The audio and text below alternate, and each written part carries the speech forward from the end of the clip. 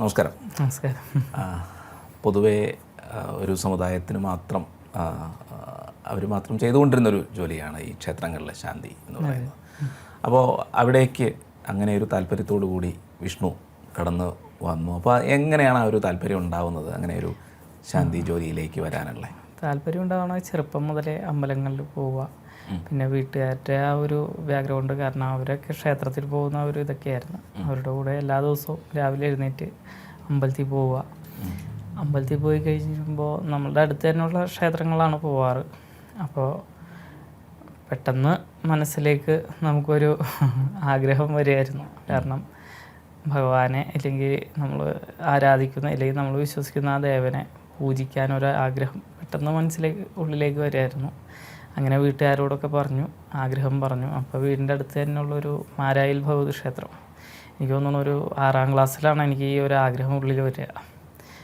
ആ സമയത്താണ് വീടിൻ്റെ അടുത്ത് തന്നെ മാരായിൽ ഭഗവതി ക്ഷേത്രത്തിൽ അവിടെ ചെല്ലുക. അവിടെ ചെന്ന് തൊഴുതിട്ട് ഒരു ദിവസം തൊഴാൻ ചെല്ലുമ്പോഴാണ് ഇങ്ങനെ ഒരു അവിടുത്തെ ശാന്തിക്കാരനായിട്ട് സംസാരിച്ചു. അദ്ദേഹം പറഞ്ഞു പഠിക്കാം, നമുക്ക് പൂജാവിധികളൊക്കെ പഠിക്കാം എന്ന് പറഞ്ഞു. അങ്ങനെ ആദ്യം ക്ഷേത്രത്തിലെ പരികർമ്മം, അമ്പലത്തിൽ മണിയടിക്കുക, പ്രസാദം കൊടുക്കുക, പിന്നെ തിടപ്പള്ളിയിലെ കാര്യങ്ങൾ, പായസം വയ്ക്കുക, അങ്ങനെയുള്ള കാര്യങ്ങളൊക്കെ പഠിച്ചു. 4 വർഷമൊക്കെ കഴിഞ്ഞതിന് ശേഷം ശ്രീകോവിലിൻ്റെ അകത്ത് കയറി പിന്നെ പൂജാപഠനം ആരംഭിച്ചു. പിന്നെ യഥാർത്ഥത്തിൽ പറയുക ഗുരുനാഥൻ അജിത്ത് എന്ന് പറയും, ചേർത്തലയുള്ള ശാന്തിക്കാരനാണ്, അന്ന് ആ ക്ഷേത്രത്തിലുണ്ടായ ശാന്തിക്കാരൻ. അദ്ദേഹത്തിൻ്റെ അടുത്ത് പഠിച്ചു. അദ്ദേഹം ആ ക്ഷേത്രത്തിൽ നിന്ന് മാറി ഇവിടെ അടുത്ത് എളമക്കര ഒരമ്പലത്തിൽ വന്നു.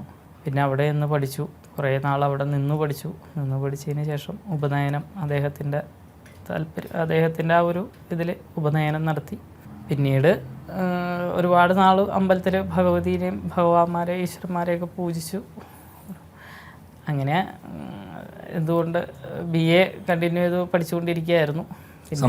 സംസ്കൃതമായിരുന്നു. പിന്നെ വീട്ടിലുള്ള സാഹചര്യങ്ങളും കൊണ്ടും പിന്നെ കോളേജിലുള്ള ചില രാഷ്ട്രീയ ഇതൊക്കെ കൊണ്ടും മനസ്സിന് നമുക്കതൊന്നും തരണം ചെയ്യാനുള്ള ഇതൊക്കെ ഉണ്ടാവില്ല. പിന്നീട് അത് ഡ്രോപ്പപ്പായി. പിന്നെ യഥാർത്ഥത്തിൽ പൂജാവിധിയിലേക്ക് മാറി.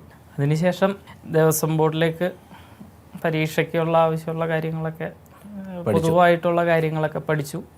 ദേവസ്വം ബോർഡിലേക്ക് പഠിക്കാൻ ആവണമെങ്കിൽ സർട്ടിഫിക്കറ്റ് വേണം എന്നൊക്കെ പറഞ്ഞു കഴിഞ്ഞപ്പോൾ നമ്മൾ തന്നെ ഒരു ഗുരുകൃപ എഡ്യൂക്കേഷൻ സെൻറ്റർ വൈക്കത്തായിരുന്നു, അവിടെ പോയി പഠിച്ച് അംഗീകാരമുള്ള തന്ത്ര സർട്ടിഫിക്കറ്റിന് വേണ്ടിയിട്ട് അവിടെ പോയി പഠിച്ചു.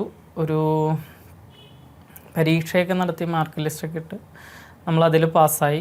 പിന്നെ നമുക്ക് സർട്ടിഫിക്കറ്റ് അനുവദിച്ചു, അവർ നമുക്ക് സർട്ടിഫിക്കറ്റ് തന്നു. പിന്നീട് ദേവസ്വത്തിൻ്റെ എക്സാമിൻ്റെ ലിസ്റ്റിലൊക്കെ വന്നു. അങ്ങനെ പരീക്ഷ എഴുതി കയറി, ഇൻ്റർവ്യൂ നടത്തി. അങ്ങനെയാണ് ദേവസ്വം ബോർഡിലേക്ക് കാലുവയ്ക്കുന്നത്. ദേവസ്വം ബോർഡിൽ ആദ്യം എവിടെയായിരുന്നു ആദ്യത്തെ ഒരു നിയമനം ഉണ്ടായത്? ആദ്യത്തെ നിയമനം എനിക്ക് തോന്നുന്നു എൻ്റെ ബർത്ത്ഡേയുടെ അന്നായിരുന്നു ജോയിൻ ലെറ്റർ വന്നത്. ആ സമയത്തെന്ന് വെച്ചാൽ വീടിൻ്റെ കുറച്ച് ദൂരെ മാറിയിട്ട് ഒരു വാതുർക്കാവ് ക്ഷേത്രത്തിലായിരുന്നു അവർ നമ്മളെ ആക്കിയത്. അവിടെ ഭംഗിയായിട്ട് ജോലി ചെയ്യുമായിരുന്നു. ഇടയ്ക്കാണല്ലോ ആ ഒരു സംഭവം ഉണ്ടായത്, തത്തപ്പള്ളിയുമായി. അതൊരു 2024 നവംബർ 10-ാം തീയതി അന്ന് പിറന്നാളായിരുന്നു, എൻ്റെ പിറന്നാളായിരുന്നു. അന്ന് ആ പിറന്നാൾ ദിവസം അവിടെ പകരം വ്യവസ്ഥയിൽ നമ്മൾ ഇങ്ങനെ വിളിക്കുമ്പോൾ പോവാറുണ്ട് പകരത്തിന് ശാന്തി കഴിക്കാനായിട്ട്. എന്തെങ്കിലും ഒരു അത്യാവശ്യം പറയുമ്പോൾ അവിടുത്തെ ശാന്തി മുടങ്ങാതിരിക്കാനായിട്ട് നമ്മളെ വിളിക്കുമ്പോൾ പോവാറുണ്ട്, ദേവസ്വമായിട്ട് ബന്ധപ്പെട്ട്. അപ്പം അങ്ങനെ പോയി അവിടുത്തെ അന്നത്തെ ദിവസം പൂജ കഴിഞ്ഞ് പ്രസാദം കൊടുക്കാൻ നേരത്താണ് സമീപവാസിയായിട്ടുള്ളൊരു പഴയ ഒരു ഉപദേശ സമിതിയിലെ അംഗം അദ്ദേഹം വരികയും നമ്മളോട് നേരിട്ട് ഈ പ്രസാദം കൊടുക്കുന്ന സമയത്ത് നേരിട്ട് നമ്മളോട് ജാതി ചോദിക്കുകയും അപ്പം നമ്മുടെ ജാതി പറയുകയൊക്കെ ചെയ്തു. പറഞ്ഞിട്ട് ആ പ്രസാദം സ്വീകരിച്ചിട്ട് ആ പ്രസാദം അവിടെ താഴെ വെച്ചു. സ്വീകരിക്കാതെ അദ്ദേഹം പോയി വാരലായിട്ട് അവിടുത്തെ ജോലിക്കാരനായിരുന്നു, മറ്റൊരു ജീവനക്കാരനായിട്ട് സംസാരിച്ചു. വളരെ ശബ്ദത്തിലായിരുന്നു. അന്ന് ആളുകളൊക്കെ തൊഴാനുണ്ടായിരുന്നു, കുറച്ച് പേര് അവിടെ അടുത്ത് തന്നെയുള്ള ആളുകളൊക്കെ. അവരുടെ മുമ്പിൽ വെച്ച് നമ്മൾ ആദ്യമായിട്ടാണ് ഇങ്ങനൊരു കാര്യം. ഇതിനു മുമ്പും വീടിൻ്റെ അടുത്തൊരു ക്ഷേത്രത്തിലൊക്കെ പകരം വ്യവസ്ഥയിൽ പോയിട്ടുണ്ടെങ്കിലും 1 വർഷക്കാലം അവിടെയൊക്കെ നോക്കിയിട്ടുണ്ട് കാലയളവ്. അപ്പോൾ അവിടെ ഒന്നും നമുക്ക് അനുഭവപ്പെടാത്ത കാര്യങ്ങളായിരുന്നു. പിന്നെ അതിനെ ആ വാര്യരുടെ അടുത്തെന്ന് പറയും, ഈ ജാതിയിൽപ്പെട്ട ആളുകളെയാണോ ശ്രീകോവിലിൽ കയറ്റണേ?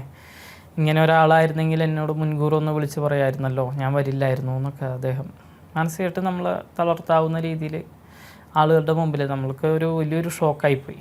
ഈ കാലഘട്ടത്തിലും അങ്ങനെ നേരിട്ടുക എന്ന് പറഞ്ഞു. പിന്നെ അതിനെ സംബന്ധിച്ച് നമ്മൾ അവിടെ വെച്ച് തന്നെ നമ്മൾ തലറങ്ങി വീഴുകയൊക്കെ ചെയ്തിരുന്നു. കാരണം നമ്മൾ പ്രതീക്ഷിക്കാതെ നമുക്ക് നേരിട്ടൊരു ആഘാതമാണ് അത് താങ്ങാനുള്ള ഒരു മനഃശക്തി പോലും ഉണ്ടായില്ല. അപ്പോൾ അതിനെ തുടർന്ന് അദ്ദേഹമായിട്ട് സംസാരിച്ചു. അദ്ദേഹം ഈ വാര്യരായിട്ട് വന്നു, അയാൾ വന്നു എഴുന്നേൽപ്പിക്കുകയൊക്കെ ചെയ്തു. കാരണം അത്രയും മനോവിഷമമായിരുന്നു അദ്ദേഹം. പിന്നീട് നമ്മൾ കേസിലോട്ട് പോകാനെന്ന് പറഞ്ഞാൽ ഈ കാലഘട്ടത്തിൽ ഇങ്ങനെയുള്ള ആളുകളെ നമ്മൾ സമൂഹത്തിന് മുമ്പിൽ കാണിക്കാനും നിയമപരമായിട്ട് അദ്ദേഹത്തെ നേരിടാനും വേണ്ടിയിട്ടായിരുന്നു കേസിന് പോയത്. കേസിന് പോയിട്ട് ആദ്യമേ ഞാൻ പറഞ്ഞിരുന്നു അദ്ദേഹത്തോട്, ഒത്തുതീർപ്പിന് വിളിച്ച് കഴിഞ്ഞപ്പോഴും ഞാൻ പറഞ്ഞു, ഇങ്ങനെ സ്റ്റേഷനിൽ വെച്ച് സംസാരിച്ച് കഴിഞ്ഞപ്പോൾ ഞാൻ പറഞ്ഞു, കേസ് മുൻപോട്ട് പോകാനാണ് എനിക്ക് താല്പര്യം. അപ്പോൾ പോലീസുകാരൻ അദ്ദേഹം പറഞ്ഞു, ഒത്തുതീർപ്പാക്കി നമുക്ക് പോകണമെങ്കിൽ എന്താ ചെയ്യേണ്ടതെന്ന് ചോദിച്ചു. അപ്പോൾ ഞാൻ പറഞ്ഞു, അത് ആ ഭഗവതിയുടെ മുമ്പിൽ വെച്ച് വന്നിട്ടൊരു മാപ്പ് പറഞ്ഞാൽ മതി, ആളുകളൊന്നും കൂട്ടണ്ട. ഞാനും ആ ഭഗവതി നിൽക്കുമ്പോൾ ആ ഭഗവതിയുടെ മുമ്പിൽ, സത്യം പറഞ്ഞാൽ നമ്മളെ മാത്രമല്ല ആ ദേവതേനെ പോലെ അപമാനിക്കുന്ന തരത്തിലാണ് അയാളുടെ സംസാരം. അപ്പോൾ ഞാൻ പറഞ്ഞു, ആ ഭഗവതിയുടെ മുൻപിൽ വെച്ചൊന്ന് മാപ്പ് പറഞ്ഞാൽ മതി എന്ന് പറഞ്ഞിട്ട് അദ്ദേഹം, എനിക്ക് തോന്നുന്നു ആ സമയത്ത് ഭയങ്കര രോഷാകുലനായിട്ട് നമ്മളോട് പറഞ്ഞു, ഞാൻ മാപ്പൊന്നും പറയൂല, ഞാൻ ഇതിനെതിരെ മാനനഷ്ടത്തിന് കേസ് കൊടുക്കുമെന്നൊക്കെ പറഞ്ഞു. ഞാൻ പറഞ്ഞു ആയിക്കോട്ടെ. അപ്പോൾ കൂടെ ഉണ്ടായ പോലീസുകാരനും പറഞ്ഞു എന്നാൽ അങ്ങനെ തന്നെ മുൻപോട്ട് പോകാമെന്ന് പറഞ്ഞു. പിന്നെ അന്ന് എനിക്ക് തോന്നുന്നു അന്ന് രാത്രി FIR ഇടുമായിരുന്നു. പിന്നെ അതിന് ശേഷം അദ്ദേഹം വീട്ടിൽ വന്നു, കാലൊക്കെ പിടിക്കാനൊക്കെ വന്നു. ഞാൻ പറഞ്ഞു അതിനുള്ള ഒരു സമയം കഴിഞ്ഞു, കാല് പിടിക്കാനുള്ള സമയമൊക്കെ കഴിഞ്ഞു. കാരണം ഞാനൊരവസരം തന്നിരുന്നു എന്ന് വെച്ചാൽ ആ ഭഗവതിയുടെ മുമ്പിൽ വന്ന് മാപ്പ് പറഞ്ഞാൽ മതി, നിങ്ങൾ രണ്ടും മാത്രം മതി, ഞങ്ങൾ രണ്ടും മാത്രം മതി, ആരും വേണ്ട, ആ ഭഗവതിയോട് പറഞ്ഞാൽ മതി, എന്നോടും പറയണ്ട, കാലും പിടിക്കേണ്ട, ഭഗവതിയോട് പറഞ്ഞാൽ മതി എന്നേ പറഞ്ഞുള്ളൂ. പക്ഷേ ഇതിനെ തുടർന്ന് ഈ കേസ് മുൻപോട്ട് പോകുന്ന സമയത്തും ആ ക്ഷേത്രത്തിലെ തന്ത്രിമാരായ വേഴപ്പറമ്പ് വന തിരുമേനിമാർ, അവർ എനിക്ക് തോന്നുന്നു അവർ പൂർണ്ണമായിട്ട് നമ്മളെ സപ്പോർട്ട് ചെയ്ത ആളുകളാണ്.